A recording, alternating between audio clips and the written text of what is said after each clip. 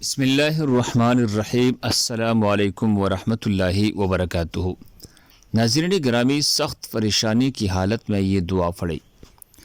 نبی صلی اللہ علیہ وسلم کو جب کوئی کام سخت تکلیف و پریشانی میں ڈال دیتا تو آپ صلی اللہ علیہ وسلم یہ دعا پڑھتے تھے، یا حی یا قیوم برحمتک استغیث، یا حی یا قیوم برحمتک استغیث، یا حی یا قیوم برحمتک استغیث۔